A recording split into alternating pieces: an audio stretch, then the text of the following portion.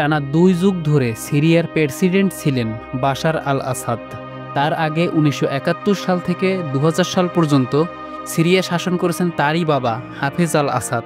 অর্থাৎ টানা 5 দশকের বেশি সময় ধরে সিরিয়া শাসন করছে পরিবারটি। 2000 সালে হাফেজ আল আসাদের মৃত্যু হয়। ওই বছরই ক্ষমতায় অধিষ্ঠিত হন বাশার আল আসাদ। হাফিজ আল আসাদকে আধুনিক সিরিয়ার রূপকার বলা হয়, কিন্তু 59 বছর বয়সী বাশার আল আসাদকে স্বৈরাচার হিসেবে আখ্যায়িত করেন সাধারণ মানুষ।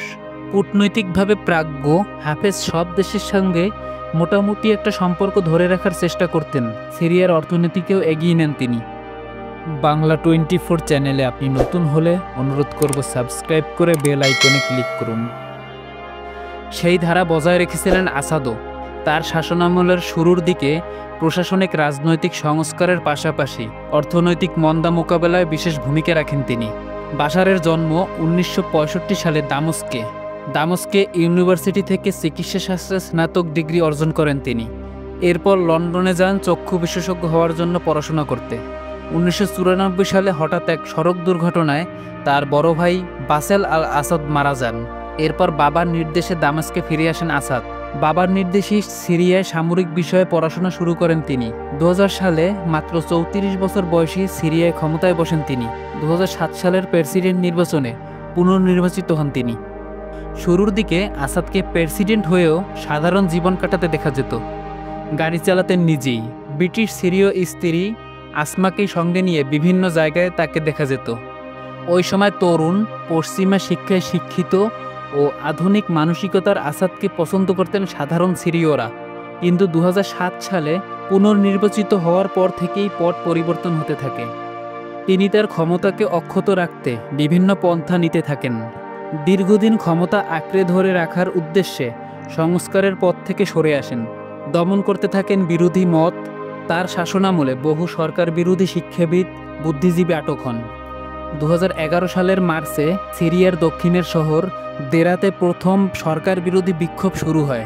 ক্রমবর্ধমান বেকারত্ব, দুর্নীতি, রাজনৈতিক ও বাক স্বাধীনতার অভাবই ধীরে ধীরে মানুষকে প্রতিবাদী করে তোলে বলে জানায় বিশ্লেষকরা। এক পর্যায়ে আসাদ বিরোধীরা হাতে অস্ত্র তুলে নেন। গণতন্ত্রের দাবিতে সিরীয়বাসী রাস্তায় নেমে এলে তাদের ওপর প্রাণঘাতী হামলা চালানো হয়। বিক্ষোভ দমাতে সরকারি বাহিনীকে মাঠে নামান আসাদ। সিরিয়া জুড়ে শতাধিক সশস্ত্র গোষ্ঠী আসাদের বিরুদ্ধে লড়াই শুরু করে। শুরু হয় রক্তক্ষয়ী গৃহযুদ্ধ। টানা 13 বছর ধরে চলা গৃহযুদ্ধে সিরিয়ায় 5 লাখেরও বেশি মানুষ নিহত হয়েছে। উদ্বস্ত হয়েছে দেশের প্রায় অর্ধেক মানুষ। তাতে কিছুই যায় আসে না তার। নিজের কর্তৃত্ব আরও পোক্ত করেন তিনি। দীর্ঘ এ লড়াইয়ে আসাদের পাশে ছিল মিত্র ইরান ও রাশিয়া। লেবাননের হিজবুল্লাহও আসাদের বেশ ঘনিষ্ঠ। 2024 সালে সাজানো নির্বাচনে আবারও জয়ী হন তিনি। কিন্তু সেই নির্বাচন কেন?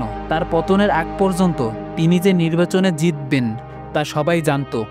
সম্প্রতি আসাদের সরকারি বাহিনীর কাছ থেকে 2টি গুরুত্বপূর্ণ শহর আলেপ্পো ও হামার নিয়ন্ত্রণে নেন বিদ্রোহী যোদ্ধারা।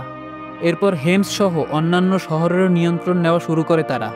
বিদ্রোহী গোষ্ঠীগুলোর নেতৃত্বে থাকা হায়াত তাহরির আল শামের নেতা আবু মোহাম্মদ আল জেলানি বলেছেন, কর্তৃত্ববাদী প্রেসিডেন্ট আসাদকে উৎখাত করাই তাদের চূড়ান্ত লক্ষ্য। তাদের লক্ষ্য পূরণে এগিয়ে আসে সাধারণ জনতা। কোনো রকম বাধা ছাড়াই রাজধানী দামেস্কের নিয়ন্ত্রণ নেয় বিদ্রোহীরা। রাজধানী ছেড়ে অজানা গন্তব্যের পথে উড়াল দেন আসাদ। পলাতক এই প্রেসিডেন্টের বিরুদ্ধে মানবাধিকার লঙ্ঘনের অসংখ্য অভিযোগ রয়েছে। এর মধ্যে যুদ্ধ চলাকালে রাসায়নিক অস্ত্রের ব্যবহার, কুর্দিদের উপর দমনপীড়ন এবং জোরপূর্বক গুমের অভিযোগ বিশেষভাবে উল্লেখযোগ্য। আমাদের ভিডিও ভালো লাগলে লাইক এবং কমেন্ট করবেন এবং আমাদের চ্যানেলে নতুন হলে অবশ্যই সাবস্ক্রাইব করে আমাদের পাশে থাকবেন।